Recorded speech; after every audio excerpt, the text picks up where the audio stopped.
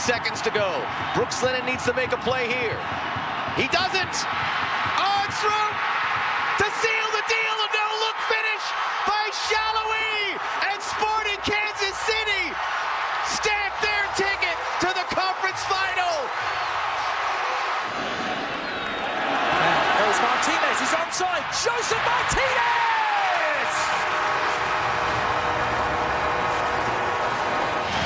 Royer trying to get himself back onside. As his right foot, he's offside now. Royer also has Muyo coming forward. Royer takes it himself and scores!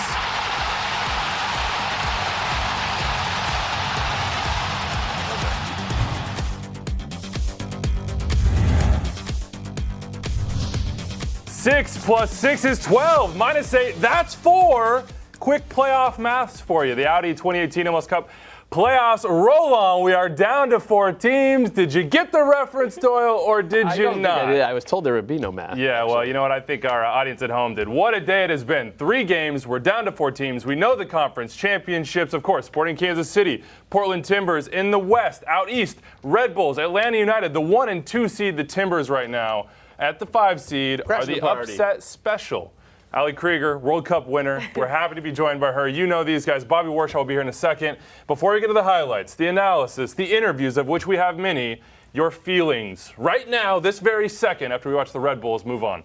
It was so exciting, all 3 games, but most importantly that game, and a bit unexpected because of how Columbus came out the first leg. So I guess I was expecting them to, play somewhat similar in the second leg. But, the Red Bulls came out from start to finish, so clinical, and just such a great team performance, great team win. And that was really exciting to see going into now the Eastern Conference Championship. And I think they deserved it. Yeah. I mean, they high pressed and put Columbus under pressure. They couldn't build out of the back like they did in the first leg. So that was great to see, because I think they struggled in the first leg. Red Bulls, against Columbus, doing that. Yeah, all those even-keeled Red Bulls fans on Twitter that were saying, hold on, the sky is not falling. It's going to be okay. This is the best team in league history. They're going to come home and handle that business. Well, they did. Yeah. How do you feel, guys? Not just about the Red Bulls, but Kansas City. I want to know how you feel about the fact that Alex Muil had a goal and an assist, and do you have him now on your 22? I feel it's criminal that a man that's over the age of 22 would miss out on that list, but I want everyone at home to know that I was the #1 proponent of taking that goal away from Aaron Long, who I love and respect and think is a great player, and giving it to the God. Alex Justice, Muil. yes. Yes, justice has been served. He's the bringer of justice. Exactly. I was watching these matches. I watched the Atlanta performance, and I was like, oh, this team now is the favorite for MLS Cup. I was like, this is definitely going to happen. And then I watched the Red Bulls play, and I was like, oh, wait a minute. This Red Bulls team looked for real. And look, they had not been able to get over this psychological hurdle for a while. They hadn't lost a first leg and then come back and won the second. Mm-hmm. So once they were able to get over that hump, now there's a sense of belief in the team. And when that sort of wave of pressure keeps coming, they were able to get 2 and 3 minutes. And now they have all the things. So I think actually Red Bull, I know we'll get to that a little bit later, but I can't wait for this Red Bull Atlanta United Conference series. previews coming up. Your quick thought, and then we'll hit the highlights. Yeah, the best teams won today. The 3 teams that I think we felt were the best going into these playoffs, they all made it through into the conference championships. And like you said, Kalen, this is, Atlanta, Red Bull, both clicking. Like, this should be awesome. And give props to the teams that have been able to, make it so tough. But when you look at this league over the past several years, you're starting to notice a little bit of a trend. We thought Toronto FC was going to make it to the final last year, the year before, Seattle. Now you're seeing, again, the 1 and 2 seeds advancing. I think that's a positive as well. You get the best teams who deserve it playing at the end of the season. Want to do some highlights? We do. The people at home, they deserve to see these highlights. And we start with Kansas City. Straight up the gut. Straight up the gut, and a nice goal right here. A little bit of team play, and they were just cutting RSL up, right up the middle. But it was weird to see Kansas City forget how to defend about halfway through this game. Again, that's just a beautiful run from Daniel Salloi and a great ball. But RSL refused to die. Like, they ended up turning it into like a ragged, stretched, street ball kind of game, and they pulled themselves back into it. And at this point, they were only 1 goal away, and it didn't feel like it was coming, and then that, and I guess, like, little Watch little this. bit of fun Or don't from watch this. No, Salloi. look, he's not looking. He didn't look. Peter right. Vermees is jacked. We're moving on, and of course, Atlanta are moving on too. They are honoring Tata because they didn't know, Kaylin, this could be his last game in MLS, but it was not to be for New York City FC. Yeah, it was a great little ball there from Nagby to set him free on the side, and then maybe a little bit of a rash challenge. Unconventional penalty kick, but this is how, there's no stopping this. Unconventional wall, man. Miguel That wall Almirón, is not set up right. Well, I don't think there's any stopping that. They maybe nudged it up a couple yards ahead of time, but Atlanta United, so impressive. And Ali, this is the game that we just got done watching, and this was a performance by the Red Bulls when they had to have it. They absolutely had to have this. Absolutely. It was such an incredible game. Like I said before, from start to finish, they defended well, they attacked well, they put pressure on Columbus, which made it difficult for them to build out of the back. They created goals from a great team build-up. This is Barca-esque, I feel. Yes, absolutely. And obviously from Royer, he had those 2 great goals, which obviously sealed the deal for them in the end. Yeah, Danny Royer, a guy that in the middle of the year, he was the player of the month. He was almost unstoppable. I think Zach Steffen gets unsighted on this one because it's pretty close to him. And you can see it from this back angle. This is one you'd expect him to save, but I don't think he sees that till late. Danny Royer said after the game, he don't even know how it happened. Talking to Katie Witham on FS1, he's like, I don't know, man. They just win the net. I need to see the replays. Here are the scores for you on aggregate tonight. 4-2 Sporting Kansas City over Real Salt Lake. A nail-biter for the Blue Hell. 5-3 on aggregate. And in the East, Atlanta move on. Red Bulls move on. We've got the 1 and 2 seed, the 2 clubs that were going at it. This is our poll. 4 teams are left. Quick math, as I said. Who's going to win this thing, Kaylin? Who'd you have in your bracket? Does this match? Well, I have Seattle Sounders winning it all, so I'm a little bit hurt about that still. But look, I can't say it enough. I want this Red Bull Atlanta game tomorrow. I'm ready for this series, and I don't know who to pick. Maybe by the end of the show, someone will become clear. But anybody got a gut reaction to this? Make a vote right now. I mean, I still have Red Bulls and Portland alive in my bracket, so that's what I'm rooting for. But it does feel a little bit like 2014 when that great Sounders team played that great Galaxy team in the Western Conference semifinals, and everyone was like, this is actually MLS Cup. Like, these are unquestionably the 2 best teams in the league. They have been all year. I'm with Kaylin, man. I'm ready for this game tomorrow. What about the Western Conference? Give somebody some hope, right? Yeah, I think Kansas City had a solid performance today, and I don't know. I'm thinking Kansas City, Atlanta. That's my guess. All right, you got a little bit of hesitation in your voice. I think that's because of what we saw today from Red Bull against Salt Lake and against the East. Yeah, they're very, very good. All right, here we go. This is the schedule. This is what we're waiting for. And dang it, we got to wait 2 weeks. Oh, man. The international break slowing us down, unfortunately, but these are so juicy. I cannot wait. News is going to be rolling out of every single market. Atlanta, New York Red Bulls. It, of course, starts at Mercedes-Benz Stadium. They set a record tonight, 70,000 plus in the playoffs. And then the nightcap, Portland, Sporting Kansas City. Put these in your calendar. Make sure you don't schedule over them. Portland, Sporting Kansas City. Here's the bracket, and here's how it stands. Yep. It's down to 4. Sporting KC, Timbers. Red Bulls, Atlanta. 8 teams by the wayside. Their seasons are over. They're doing their exit interviews. They're trying to figure out where they're going next year. The Red Bulls know where they're going. That's the conference championship for the 4th time in their history. Chris Armas led them there. We caught up with him after the game. Well, Chris, congratulations on winning tonight and winning this series. Thank you so much. Just from your vantage point tonight, with the 3-0 win, what was sort of the turning point that you saw, all right, we're going to take this one? You can see from the beginning of the game, there's jitters, there's nerves, but in our building, there's something special always, and right away, I mean, the guys were talking about how much can we just look like us, and right away you could see. When you saw Daniel Royer not only just score the first goal, but then notch the brace, we've seen him do that this year, but what is it about him that really shone tonight? His play is always inspiring. It's infectious with the group. And listen, he came into the game with, I think, 11 goals. He's another, that 1-2 punch with him and Brad. He's comfortable around the goal. He can take penalties, so it doesn't surprise me because he loves scoring. I'm so happy for him. In the first leg, Columbus seemed to sort of figure out your press. What, from a strategic standpoint, did you do to figure that out here? Well, I mean, from a pressing standpoint, we talked a little bit about going and coming and how to do each. On the night, we had Tyler Adams higher up the field. And to get around Artur and Will Trapp, instead of playing 2 6s deep, we push one higher, and not necessarily a 4-1-4-1 all the time, but we just tried to clog up that space, but they're very good. In just a larger sense, being able to be here with these fans tonight, you've won the Supporters' Shield before, but we know it's the elusive MLS Cup that is what you're going for now. What does tonight's game mean in a broader perspective? Well, look, for the guys, you from every experience you grow, and Columbus always gives us trouble. They do. And is that in our minds? So it's a big moment for our guys to take that step, and to do what they did at home is incredible against a really good team. So you got Atlanta now. You've beaten them before, you've beaten them there. What are your thoughts right now? My thoughts are on this game and enjoying this with the guys.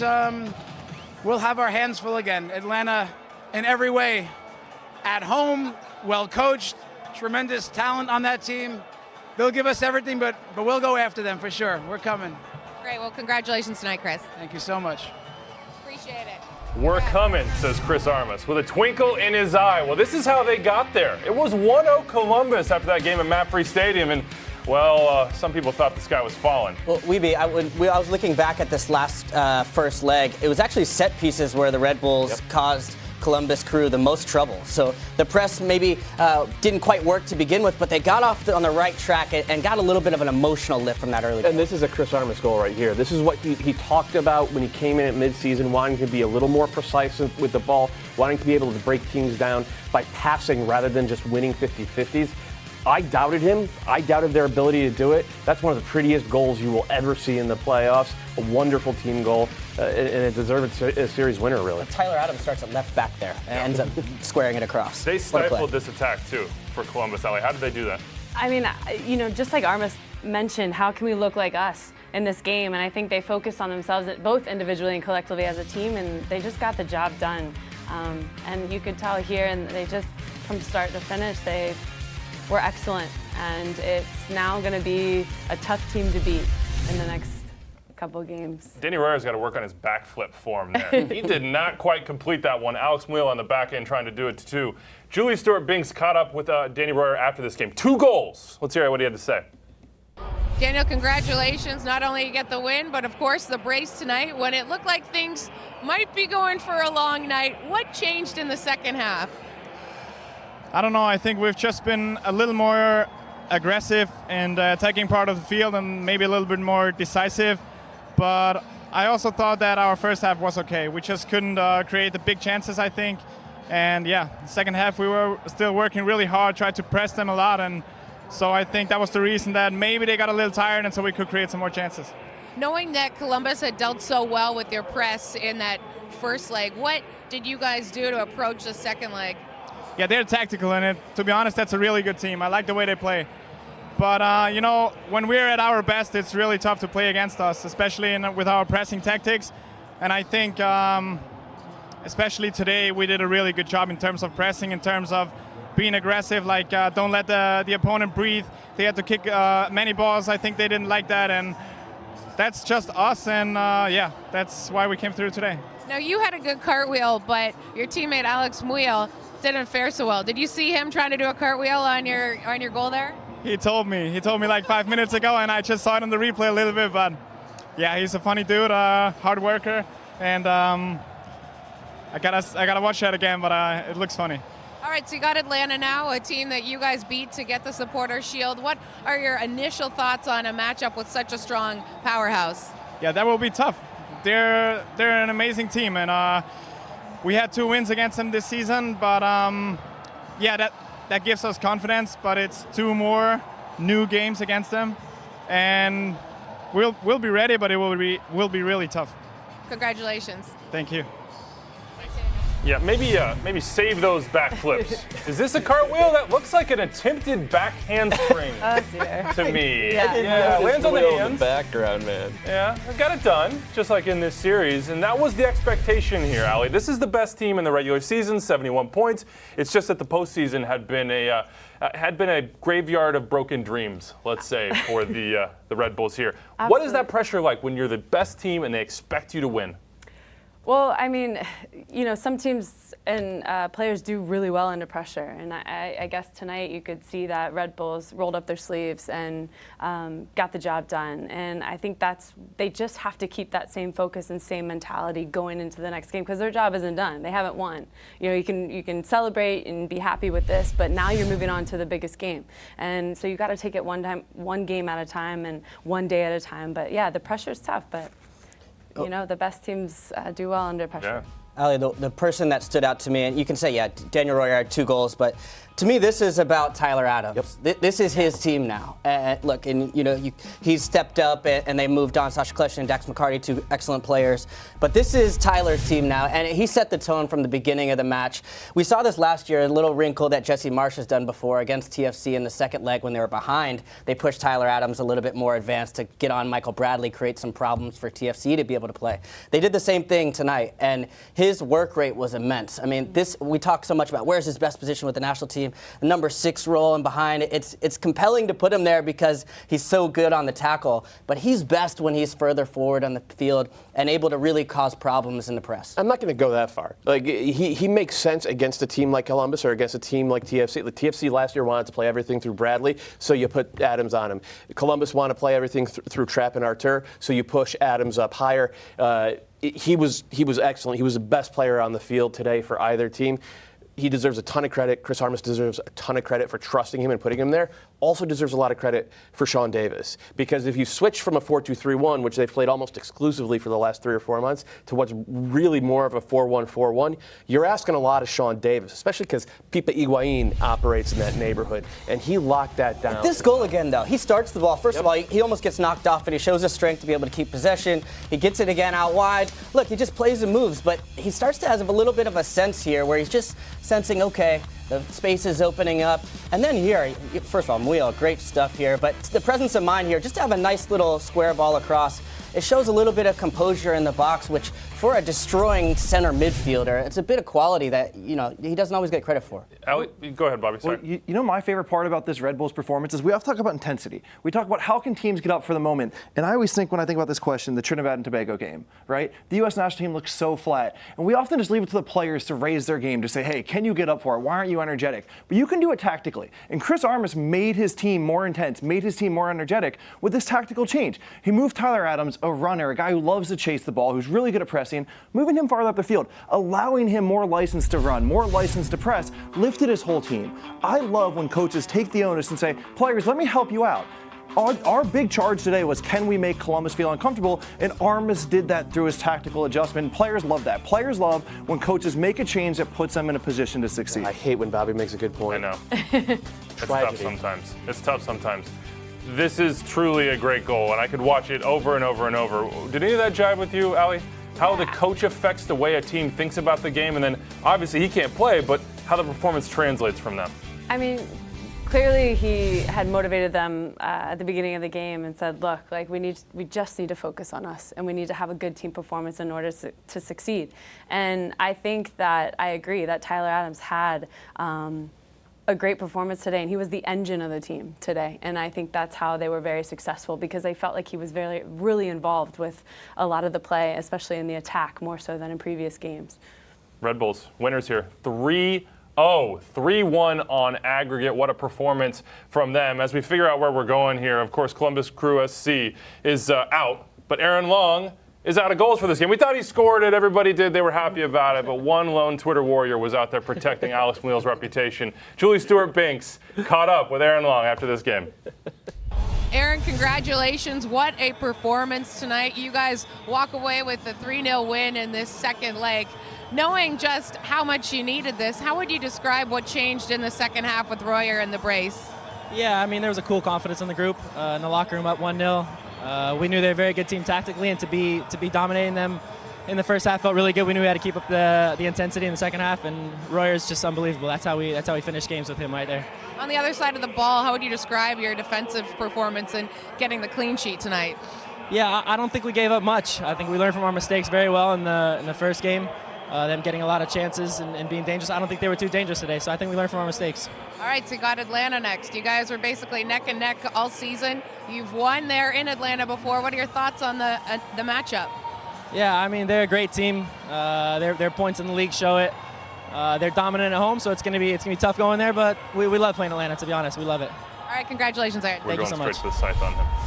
All right, Doyle, this is your territory here. Taker of souls, Columbus Crew SC, your time has come.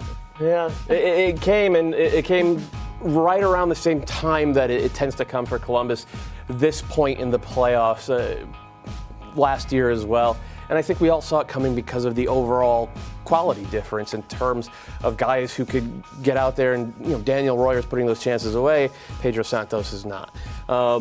That said, it's just goodbye for now with Columbus. It's also see you next year with Columbus, which I think we're all looking forward to. But we're going to see a different Columbus team. Probably not going to be Greg Berhalter anymore. Maybe not Pipa Higuain. Maybe Will Trapp will move on as well. There are some questions about it, but I think we're all looking forward to 2019 in Central Ohio. Yep, there are some differences to come for Columbus Crew SC supporters out there, but a season that they can absolutely be proud of here. Out in the conference semifinal to the Red Bulls, they set a record for points. No shame there, Crew fans. Look ahead to 2019 and perhaps a new head coach. We'll follow that very, very closely with Greg Berhalter over the coming weeks.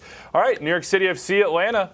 Atlanta almost got the Supporters' Shield, only they fell just short. We know this is Tata Martino's final season with the Five Stripes, and so they paid homage to him, and then Atlanta United went out. And I'm not going to say ran NYCFC off the field, Ali, but they put in a complete performance here. Absolutely. I mean, these are two of the best forwards in the league, and maybe two of the best that the league has ever seen, and two forwards that every team want to have. And they finish their chances and their opportunities, and they've helped this team succeed all season. And it was clear tonight that they deserved this win. Absolutely. Yeah. Maxime Chanot, the goal that made you think, oh, hey, maybe this will happen. Dome Tarrant and Tata Martino had some moments on the sideline, though. But in the end, Joseph Martinez is back. Two goals. Look at this finish, too. Did that look like a confident striker to you? Yeah, it looked like a slice. He knew what he was doing there. Yeah, well, you have to come through that and across it to be able to find that near post there. Excellent technique. And when we've seen Joseph Martinez struggle a little bit at the end of the season, there was a little bit of a lack of confidence or a little bit of some hesitation there. Well, I mean, the way he took that one, showed me a bouncing ball. That's not an easy finish. I understand he's got some space and time around him, but that's where he actually created some problems for himself before. So if you're the Red Bulls, beware, because this is a much more informed team with Martinez and Almirón firing. Absolutely. 4-1 winners on aggregate, Atlanta United. Our own Jillian Sakovic, who's covered this team all year, was down at Mercedes-Benz Stadium. She caught up with Brad Guzan after this game. Brad, Atlanta United, they make history.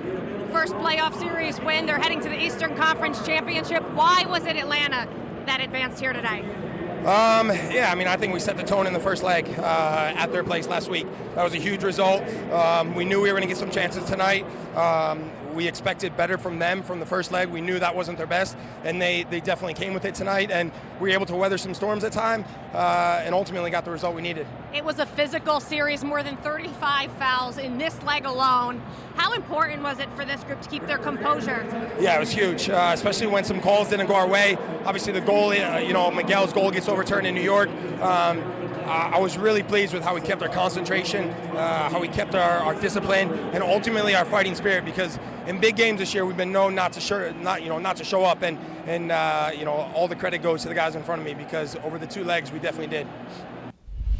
All the credit goes to the guys in front of me, says Brad Guzan, and I gotta imagine he's thinking one guy in particular. I mean, not to play favorites or anything like that, Doyle, but Miguel Almirón throughout this game, all of us sitting at this table, Bobby Warshaw hanging out over there, we're all just kind of slack-jawed at some of these moments in the open field. Hey, he's a player unlike any other currently in MLS, and his ability to get on the ball and just run away from defenses and cause so many problems, not just in midfield where he's picking the ball up, but in the back line, because now they're making decisions faster than they want to as to, do I step or do I drop, and what angle is he coming at me at, and where's the run going? All of it happens faster with Miguel Almirón on the field, and that's the difference between Atlanta right now and Atlanta a month ago. He's the one player where if you had never watched an MLS game, or if you'd never even watched a soccer game before, and you showed up and you saw Almirón play, you'd be like, who's that guy? Right. I mean, they had that one play with Ring where he puts it through his legs, and then just meep goes down the other way, almost gets on the end of it, and then when you get a set piece, you can't make a foul around this team around the box if you try and play too physical because you can do that. Kevin Kratz-like. Yeah, a little tricky though, because they moved that ball up, Ali, and I know you saw that, but I wonder for a fullback what it's like when you watch an attacker like that and think, ooh, what happens if you have to defend him? Yeah, I mean, it's, you got to give him some space, or, if he drifts, it depends on, how many other forwards are in the back line, but he does such a great job getting in the seams, but he also varies his runs. So sometimes he's getting in behind or cuts in across, and so you have to just have great communication as defenders in the back, kind of get on his backside so that he can't turn and doesn't have that time. So I think it just it depends, because you never know where he's going to be. He's so dynamic and he's just tricky and kind of gets off the back shoulder. He comes in to receive balls and turns, and even in the central midfield, we saw that one highlight where he gets the ball in central midfield, beats like 3 of the New York City FC players and goes to goal.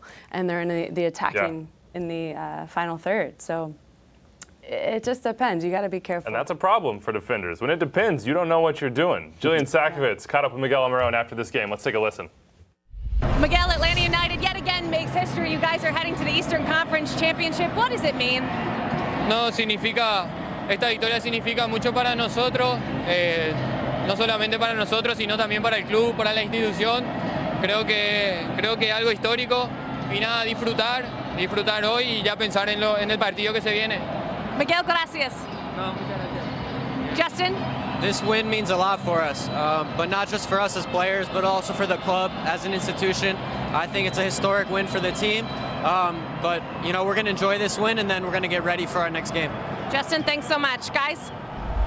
Miguel Almirón, evasive in the open field, evasive in interviews. He took off, man. He had something to celebrate. They're going to the conference championships. They got 2 weeks to rest, 2 weeks to get himself right and ready for that one. Bobby Warshaw, though, saw some things in this game tactically. A little formation.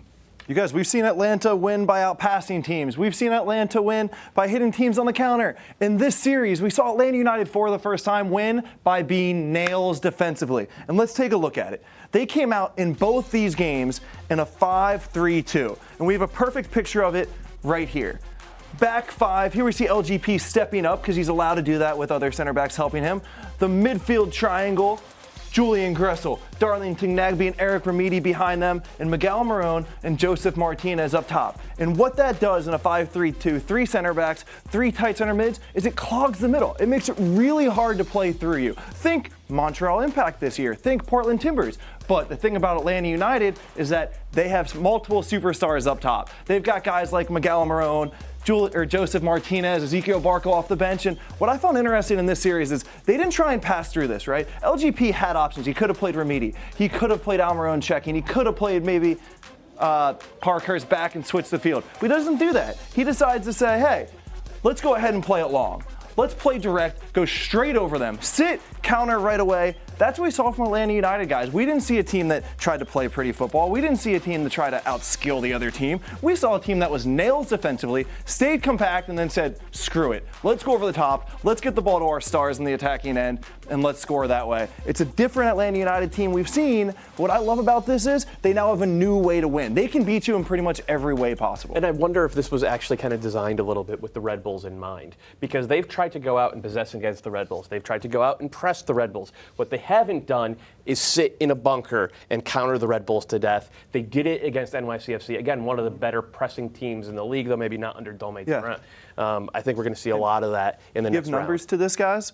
30% possession in the first game, 30% possession in the second game. They clearly were not trying to have the ball in either of these. They're the Whitecaps. Except they're in the playoffs. And they're not going to, well, I guess they're getting a new coach, so that's not really the same. If you want that Marc Dos Santos interview, I've got that as well. Look, another number for you, 3-0-1. That's the Red Bulls' record against Atlanta United. We'll get to the preview for all of these conference championships in just a little bit, but let's talk NYCFC, and before we get out the scythe and put them to rest officially here, David Villa, this could be his last game. Ali, when you think about a legend like that, maybe leaving NYCFC, leaving MLS, maybe leaving the professional game for good. We don't know for sure. He skipped the interview process, though, as you can see here from Christian Arios. How's that make you feel? It's a bit sad, and because he's such a amazing player. He is a legend, and especially in this league. He's the captain of the team. He's a leader of the team, and he's been so great having in the league. And just to be able to watch him play here live as well as on TV week in and week out has been really impressive. And it'll be sad to see him go. Look at that. One World Cup winner to another. Yeah, I love it. But I mean, when I think back on, living I stand in like that too. Yeah, that's the Ali Krieger pose right there. When I think about coming and working at MLS and living in New York City, the one player that I would spend money to go watch, the first player I would spend the money to go watch, is David Villa up at Yankee Stadium. I mean, his effort from the beginning of the game to the end, and even tonight, I mean, he's just an incredible player to watch. Let's put it in context, right? We talked about maybe Wayne Rooney as MVP of the league this year. Well, David Villa played just about the same minutes as Wayne Rooney and had more goals and nearly as many assists. And they're a clearly much better team with him still on the field. I think he has gas left in his tank. I hope he's back in 2019. He's too wonderful. The other difference between Wayne Rooney and David Villa, one of those guys has actually won the Landon Donovan MVP award. That is David Villa. Still a lot to find out as it pertains to his future. We hope he sticks around just for our sake, but we hope he does what he feels right in his heart. Dome Torrent took over this team halfway through the season from Patrick Vieira. Did not work out for him in the playoffs. Here's what he had to say after the game. Because sometimes you ask me all the time when Joe doesn't play, you ask me about Joe. When Isma doesn't play, you ask me about Isma. When doesn't play Jesus, it's about Jesus. Okay. Try to analyze a little bit more the game, what happened in the game. Anyone else? Good? Thank you. He's not happy. Not happy about that question. It was about Joingo Briguet, who did not get into this game, perhaps an attacking weapon that could have come in off the bench. Dome Torrent did not really find the best form for this team over the second half of the season, Doyle, and I think that's a little bit of an understatement. Patrick Vieira had him in the big three. They just had injuries, a lack of form, and now they're out. 4-8-4 across all competitions in the final 16 games of the season. I think a -8 goal differential in that time period. They didn't look like they knew what they were doing over the last couple of months of the season, and you could see it with the way they came into games, like really unsure. Yangel Herrera in particular struggled today just to know where his next option was, and that's a sign of a team that's not really well drilled or understanding of what the tactical identity is. Now, they still had enough talent on the field to come back and give teams hell other than Atlanta United, but you see when you play a team like Atlanta United, play a team that good, it takes more than talent. Takes a game plan, and that's why we bring out the scythe, Andrew. The fourth iteration of NYCFC is done, and I think it's maybe the most frustrating one. Like, everybody understood in 2015 it was an expansion team. 2016 just getting their feet under the ground, and last year I know didn't end the way that they wanted to, but there's a sense of finality and frustration here because they were so much worse at the end of the season than they were at the start of the season. The lineups, the formations, the approaches changed every single game under Dome Torrent. They need to get an identity back this offseason, and it probably comes down to Torrent figuring out what he wants to do and then sticking to it. Because, again, this team did not look like they knew any of that since about the middle of July onwards. Claudio Reyna says he has faith in his head coach. Said he came in midseason, new team, new country, new league. He'll figure it out. The underlying statistics actually weren't that bad under Dome Torrent. Now, the number one. No, don't buy that. Because that's all game state dependent. Don't give me expected goals when you're trailing 90% of the time, which is what again, this team has enough talent to go out there and generate pretty decent chances. But if you're going into the game at a disadvantage, you're going to give up early goals, which is what defined them over the last quarter of the season, half of the season really, and into the playoffs. Dome Torrent's team now, it seems, got to figure it out. I feel angry. I yelled at you, Andrew. I'm angry at Dome, not at you. Set it up, spike it. Here we go, onto the Western Conference. RSL, upset special in the knockout round. You see it there. They took down LAFC at LAFC, and then they got drawn with Sporting Kansas City, and it started well, and then Rusnak scored, and then Rusnak got suspended, and then this little guy popped up with a beautiful beard. Johnny Russell impersonator himself. And then this game was all Sporting Kansas City. Nick Beasler comes to the starting lineup. He's from KC. He's Matt's brother. he had some tough moments that Bobby Warshaw will go over in just a little bit. But Diego Rubio pays off in the starting lineup, Kalen, for Peter Vermees, and then they just got rolling, and then it got a little weird for them because they couldn't hold on to a lead. Yeah, well, you got to give Salt Lake a lot of credit for fighting their way back, because I thought this one was completely over at one point, and they made some nice changes. Petke brought in Salcedo here, who's going to score the goal shortly, and really pushed the game a little bit late. They had some genuine looks at goal to be able to do it until Daniel Salloi put it away late. We're not going to say right now what we think about that PK. A lot of people in Sandy were not happy with that one. And the chip, the Panenka from Ilya, yes, that is nasty, son. This is not very good marking. No, it's not. The RSL would not die, and they have a lot of talented players. And shoot it! Just shoot it! No! Oh. I felt a little bit bad for Nick Beasler. I mean, he's a USL midfielder who was thrust into the center of defense in the playoffs, and Kansas City punished him for just about the full 90 minutes. This is why I love Salloi, though. A little look right there, a little personality. You like that? Oh, I love it. Love that. Bobby liked it too. He would not have liked it had it come against him. He might have thrown the red tackle after that one. Sporting Kansas City's last couple playoff runs, well, we knew how that worked. The knockout round was not kind of them. We don't even have 2014 in there, which was another L in the knockout round. They tossed the L up on RSL afterwards on social media. Slam dunk. It was pretty nice. This was a weird game, though, Ali, and it was a game in which, as Kalen said, we thought Sporting Kansas City had just put it away. Right. And then all of a sudden, boom, that's a no-look toss to you. What happened? I like that. It's all about game management. I think when you go up 2-0, you need to get that third goal. You need to keep trying to score and in order to put the game away. And I think they allowed Salt Lake to get back into the game too quickly. And I know 2-0 is a tough lead to keep, but you have to, in other words, like break the team's neck and put that third goal in and finish off the game because they did come out so confident. And I think that, it was just unfortunate that they allowed them to come back. But obviously, in the end, it ended up working out. Yeah, in the end. I'm sure that film session with Peter Vermees is going to be interesting this coming week. Guys, what happened? Susanna Collins was at Children's Mercy Park. She found out what happened from Daniel Salloi. All right, Daniel. They didn't make it easy for you. You guys went out to that early lead. They fought their way back in this one, but how were you able to finally put them away and keep them at bay? Yes, I'm super happy that we could win the game.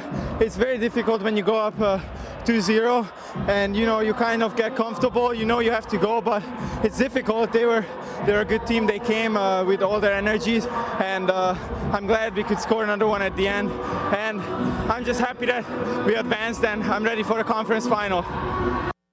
It's the first playoff win here in 5 years for this team. What does it mean to these fans? What does it mean to you guys?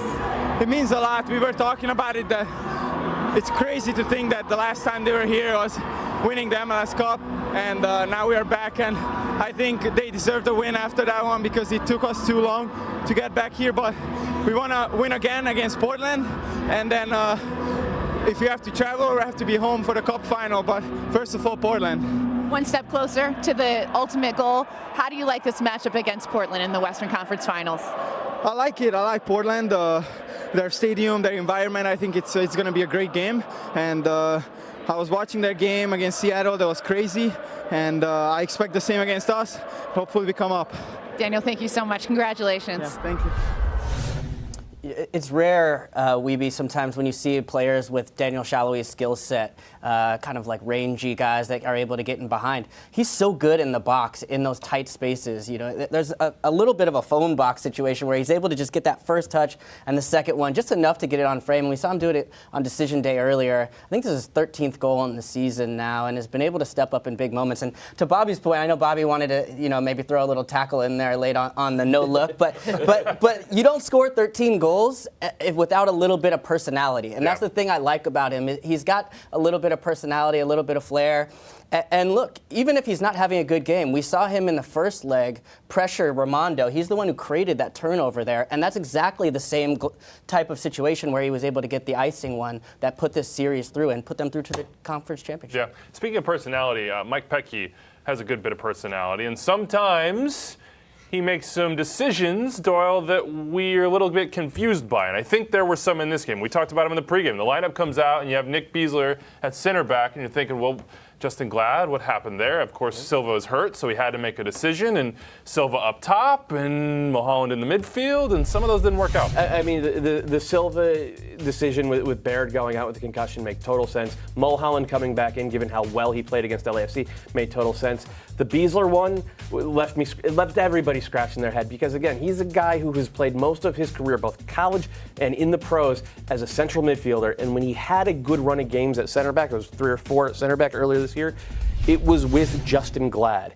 Justin Glad had played it started 50 straight games and then got yanked late in the season for no real discernible reason, and was the obvious choice to come in here with Marcelo Silva injured for this game. And I think everybody was shocked. I think everybody was shocked that it was Besler getting the start at center back instead of Justin Glad. I don't know how Justin Glad got in Mike Petke's doghouse exactly, but it is bizarre, and I think it cost him. I think it cost the team. Petke, after this game, said that he started Besler because he played really, really well at Children's Mercy Park in a 1-1 draw earlier this year. Unfortunately for Nick, it was not a game that he'll be looking back on fondly. Bobby, Burn the tape. Yeah, Burn the tape. You took a look at the tape. Walk us through this. Yeah, let's break it down, guys. Let's go through the first 2 goals that SKC scored today, and we're just going to run them through and see if we see a pattern here. Here's Johnny Russell turning João Plata, playing a ball down the middle. Felipe Gutierrez gets on the end of it, and Diego Rubio finishes it. Here's the second one. A different angle, the second goal. I want you to see both coming right down the middle, right through the heart of the RSL defense, right through the center backs. Now, I want to stop this first goal. We only have time to dissect one, so I want to dissect this first one. And we're going to do a buffet style, all right? I'll go first. I want you to look at Nick Besler's positioning right here. Matt Doyle, you're next. Pick out of the buffet. Who do you want them to watch on RSL? Oniwaha, the other center back. Okay, right here, the second X. Ali Krieger, World Cup winning outside back. Who do you want us to watch right now? The right back. The right back who's not even in the screen right now. He's somewhere over here. All right? So that's the 3 people to watch out for. Nick Besler, Onoaru, and Brooks Lennon out of the screen. The ball goes right down the middle. What I want to point out on my end, Nick Besler, too tight to his other center back. When there is a player to your right, you got to check your shoulder and know that you need to slide to the right over to that player and leave the center striker in your center back partner zone. Matt Doyle, what do you want them to look at here? I just want to see Onuaha. He's the veteran out there. He's the Premier League veteran with 200-odd professional games. When you're playing on a back line with kids, the veteran is there to make up for the mistakes, to clean up the mess. He does not do that. He switches off right here. Okay, and Ali Krieger? He just needs to stay attached to the right center back. Yep, that's Brooks Lennon. And I think he just needs to tuck in a little bit. You never want to be more than 15 yards away from your center back. That's right. I agree. 3 mistakes. I was going to come up here and just talk about Nick Besler being too close to a center back partner, leaving too big of a gap that Felipe Gutierrez can run through. And if you watch any tape of SKC this year, you have to know that Felipe Gutierrez is going to run from the center midfield position through the center backs. But it was 3 cascading mistakes from RSL. Mike Petke took a chance. I appreciate Mike Petke taking chances, guys, but it didn't work today. His defense didn't look good. Too many mistakes, too many goals again. The striker up here is thinking, boy, you could drive a Mack truck through that hole, and I'm pretty sure I could find it and score a goal. You think a lot about Mack trucks? Yeah. I can't believe he squared that. He was in on goal. Striker's thinking, whoa, whoa, whoa, Felipe, you should be shooting that thing. Here's what Mike Petke had to say after this game. I mean, trying to think of a time that I had more pride, to be honest with you, after that second half. You know, that was obvious. I was blown away by their reaction against a team that's a very good team at home, to go down 2-0, to be without 2 key players, and to see us take it to them in the second half and have 2 clear-cut chances to tie the game and take the series. But it's a game of inches. But, I mean, for now, all I could say is extremely proud. I think that any RSL supporter out there watching tonight should realize how much these guys put in, and they should be proud. You mentioned the future.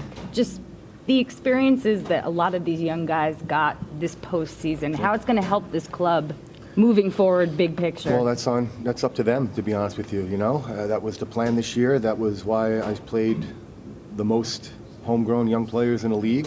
Is not for. You always want to win this year. I want to win every game. You know, and I want to win everything I do. But it's also something in the back of your mind about playing young kids like this. Okay, this is going to pay dividends next week, next month, next season. You know, but it comes down to them realizing, you know, some of the mistakes that have been made this year. And correcting them, and that's a part of being a professional. It's part of elevating your game. You know, if not, you're just going to stay the same player. So I'm glad we got this experience with these young guys. I think they came through big for us at certain times. At certain times, it was a learning experience. Thoughts on the penalty kick call there? I haven't watched it. You know, the only thing that I said to the fourth official, which I stand by, is that the ball was in Nick's hands. You know, so. Was it truly? I told him, be certain, please, be certain that this is 100%, because this is not the type of game that you just go with, yeah, I called it, we're going to go with it. You know, I think that he did well. Was it Rubio who drew it? Yes. Rubio drew it. He did well with his body, and when I thought Natum was going after the ball.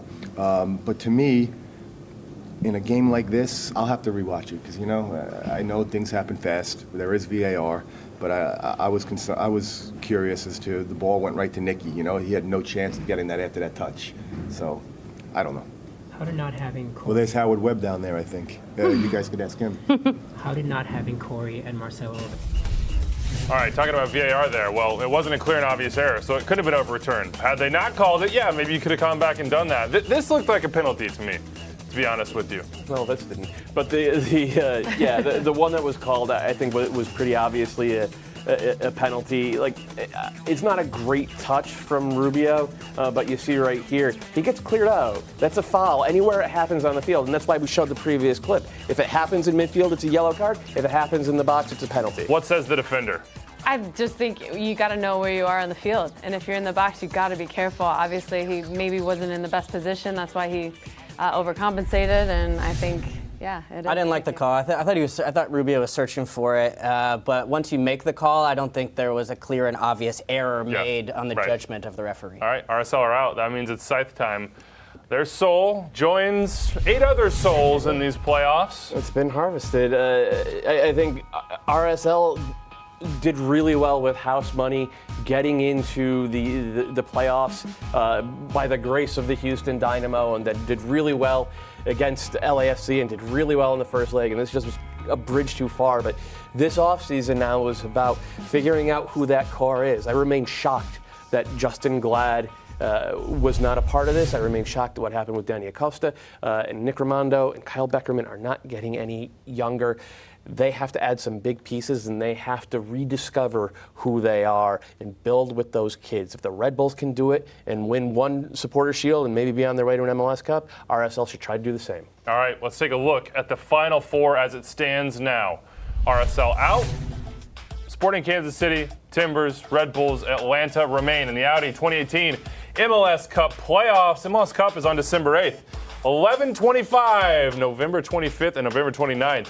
Those are the 2 dates for the conference championship games. And we need to know some X factors here, Bobby Warshaw. So take us through what you think the players in these series will be. Yeah, and we're going to look at the second layer. We know who the main X factors are: Diego Valeri, Miguel Almirón, but I want to go below that. The guys who a good performance can really win a game and a bad performance can really, really bring their teams down. And let's go ahead and take a look. First, Jeremy Ebobisse. Ebobisse. I overthought it. The Portland Timbers. And I believe that soccer is a weak link game, that your worst player, if he has a bad game, can hurt your team. And Ebobisse is a good player, but he's still Portland's weakest attacker. Is that fair to say, guys, amongst Diego Valeri and Diego Chara and Sebastian Blanco? That Ebobisse is the one that needs to have a good performance to help his team. And I worried that sometimes in that second leg in Seattle that he was a little overmatched. So we go to the second one. The next X factor I want to look at is Graham Zusi for Sporting Kansas City, the right back. Because a little bit on the flip side, when Sporting are at their best, it's because Zusi is doing everything that he does. He's a converted center midfielder playing right back, which means he can tuck central. He can get crosses off. He can be a playmaker. He can also stop counters in the middle of the field. But on the flip side, going to the weak link question, he also can be a really poor defender at times. He can get caught coming into the midfield, trying to track a runner when somebody takes the space behind him down the channel. The third player we're looking at on this list. Eric Remedi for Atlanta United. We already broke down how this new Atlanta United team is working. They're nails. They're a defensive-based, defensive-minded team now who doesn't let teams come through the middle. Yeah, we know that Joseph's going to get a goal. We know that Almirón is going to create a goal. But can they stick to that game plan and ensure teams don't get goal-scoring chances? And that's Remedi's job. It's his job to lock down the middle. Another thing I want to point out, the last 10 years of MLS Cup winners, every MLS Cup winner has had a good center back, and they've got a good defensive midfielder. Does this Atlanta United team have that clear guy? Do they have that Brian Carroll, that Michael Bradley, that Ozzy Alonso? Maybe, maybe not. We're going to find out. And the last guy I want to talk about, New York Red Bulls, Tyler Adams. Guys, I'm a sucker for those all-world center midfielder dominating performances, the Michael Essien, the Luka Modric. Tyler Adams has the ability to do that. Usually he sits a little deeper as a 6. Today we saw him a little higher in a 4-1-4-1 closer to the striker, and he was everywhere. The dude can defend, the dude can pass, the guy can create, he can sit deep, he can press up high. I love when center midfielders from their position in the middle truly act as the engine and dominate the whole game. These are my low-key X factors. If these guys have a good game or a bad game, it could really determine how their teams do. Tyler Adams doesn't feel that low-key. Yeah, I was going to say, he's the centerpiece, not an X factor. Well, he's not BWP or Kaku. I mean, BWP hasn't been BWP, to be honest with you, and that's why Daniel Royer is the X factor for the Red Bulls, and he stepped up today, and he bailed them out with 2 goals. That's what they haven't gotten the last few years in this particular round of the playoffs. They need Royer to be big again in the Conference Championship. They need Tyler Adams to be big again, too. Can I throw another X factor in there? Physics. Because you never know how physics is going to play out. Maybe the spin goes the opposite direction. I'm pretty sure people know. Well, maybe Sporting Kansas City didn't. Think back to 2015. They figured these balls were going to the back of the net, and they were moving on to the playoffs. That is the last rematch in the playoffs. The double post game, throwback time. Here's how it went down.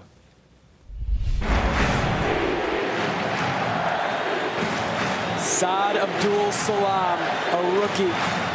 Another chance for KC to win it.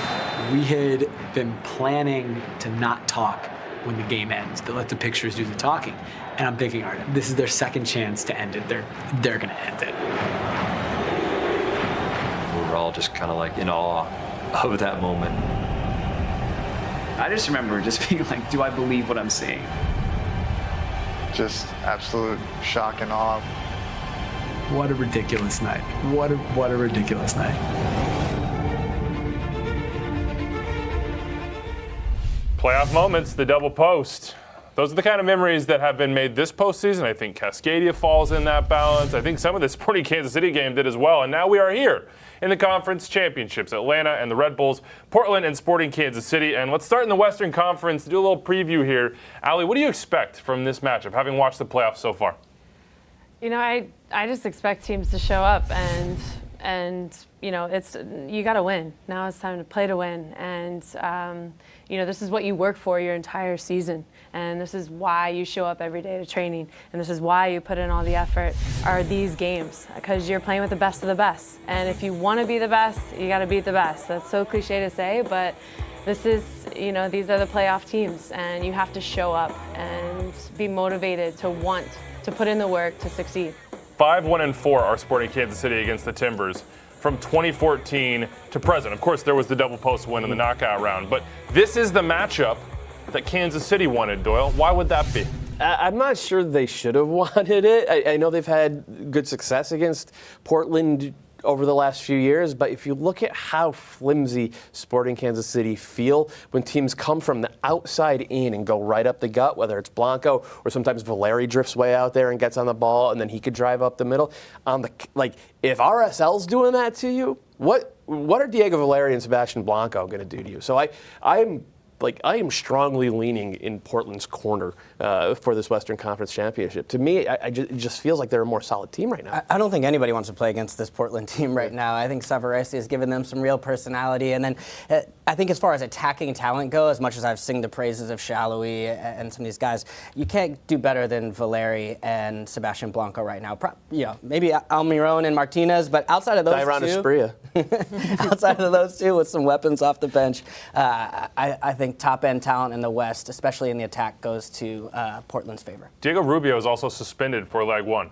That means Kyrie Shelton, in all likelihood, maybe Christian Nemeth could get in there, but it'll be Kyrie Shelton, I expect, into the starting lineup for Sporting Kansas City. We caught up with him after this game to find out what he thinks about the matchup with the Timbers.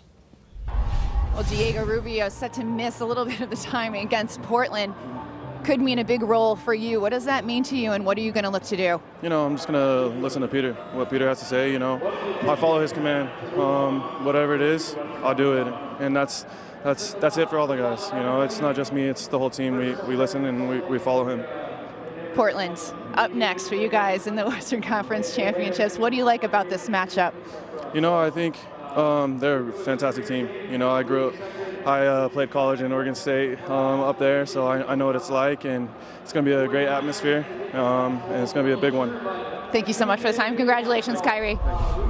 I follow his command. Peter Vermes has got him locked down in Kansas City. Wow, that's the Western Conference. Out east, it's Red Bulls, Atlanta United. The two best teams in Major League Soccer this year, the two best teams in the regular season, the two best teams, period, maybe in MLS history when you're talking about the regular season. So now what, Kalen? These two match up and you think? Well, it's funny because actually the Red Bulls just got the monkey off their back of, you know, getting over that first leg loss, but they're the favorites in this one. They are the favorites, and that's going to be a strange position for them. I think going against this Atlanta United team, look, we saw this. I was at Red Bull Arena. I saw them go at it, and they had no Bradley Wright Phillips and no Tyler Adams, and they got under this Atlanta United team's skin. From Tata Martino to Chris Armas to all the players on the team. Alex Mawil was causing problems all game. And the big difference for me between this Red Bull team from maybe ones in the past, besides Tyler Adams, is the two center back pairings. Long and Parker give them two stud center backs that can match up one-on-one when they need to with Almirón and Martinez. How do you feel about the defensive matchup here? I think Atlanta has really good defense. Obviously we just saw that tonight, but they just have too many weapons, I feel like. Obviously with the Defender of the Year and Red Bulls, with Long, I think, obviously he's taking control of the back and being the commander back there for the New York Red Bulls. But I think Atlanta, they just have so many weapons, and both teams are in good form, but I really think that it's going to be one of the best games of the year that we're going to see. And that's the story, right? For Atlanta to win, they're going to have to play their very best game. Mm-hmm. For the Red Bulls to win, they're going to have to play their very best game. And I think that's what has us pretty amped on what's going to come in the Eastern Conference Championship. Miguel Almirón, Joseph Martinez, BWP, Kaku, et cetera, et cetera, et cetera. You could name them all. Who lifts MLS Cup, though? Well, that's the ultimate question here. And we did the math, Atlanta United. Well, dang it, they're good at Twitter. They can vote with the best of them. Red Bulls in second right now, and then Timbers and Sporting Kansas City behind. I do feel that most people out there, unless they are KC or Portland fans, are thinking, you know what, the champion probably comes out of the East because of how well these two teams have done so far. Get out of that. Vote for us. Of course, we have some cases to be made for all of these teams. And I want to take it around and see what you guys think. I don't care what you believe in your heart of hearts. You're an attorney. You've got to make a case for me. And Kalen, you have the easiest case to be made. Make the case for Atlanta United. Why will they win MLS Cup on December 8th? Did you see how casually Joseph Martinez scored 31 goals this year? Of course I saw it.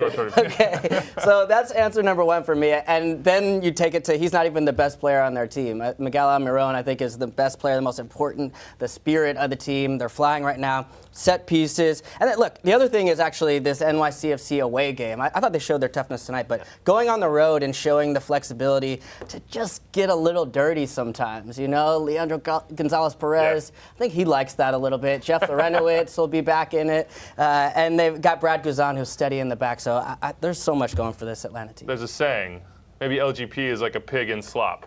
Just throwing it out there. I think it feels like a Kansas thing. It is. Yeah, very much is. All right, Portland Timbers, make me the case, though. Diego Valeri, and Diego Chara. These guys have been so good for so long, two of the best players, I think, in league history at their respective positions. And when you could build around that with good, solid pieces, guys who can be functional, and in case of Blanco, and I think of Bobasi, sometimes more than just functional, you have yourself a real chance, especially, like, they know who they are. There's no questioning their identity. There's no questioning what they want to do. They're not going to overcomplicate it. They're going to stay deep. They're going to stay in blocks. And they're going to trust their best players to take them to the promised land. And by the way, they've done it before. Sporting Kansas City, they know who they are too. They're Peter Vermes' team, and as he commands, they do, Bobby Warshaw. Yeah. And if he commands MLS Cup, they'll do. Yeah. Well, ladies and gentlemen of the jury, I have one question to ask.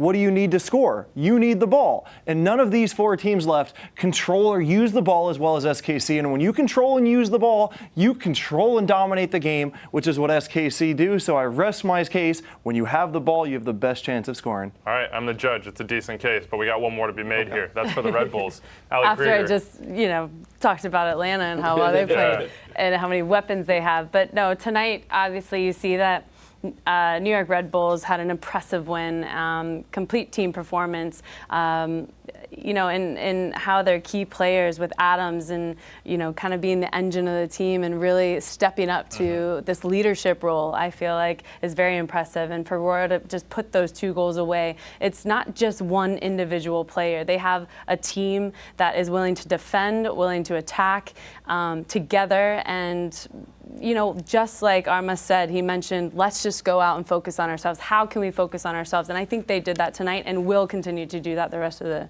the way. All right, that's the case for the 4 teams remaining. We do know one thing, well, I guess 2 things. MLS Cup will either be in Atlanta or at Red Bull Arena. So if you're looking for hotels, Airbnbs, trying to look at flights, you should probably look in those directions. You have a pull-out couch, right? I do have a pull-out couch, but you're probably not welcome at that time. I need my sleep, all right? We work a lot around here. Big thank you, by the way, to Ali Krieger for joining us. Another World Cup winner on the set. We always love that. Here is your schedule.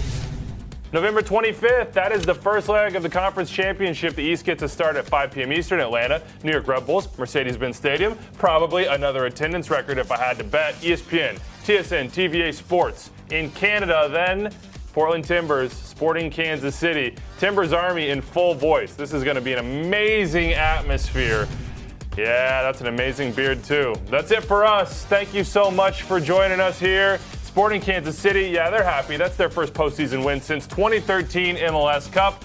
Give me some good men. I got some on set. And, of course, Tata Martino has a squad full of them. This has been a wonderful night of the Audi 2018 MLS Cup playoffs.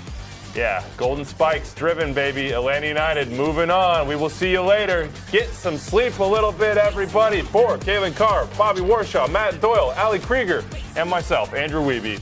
Have a good night, everybody. We'll see you very, very soon.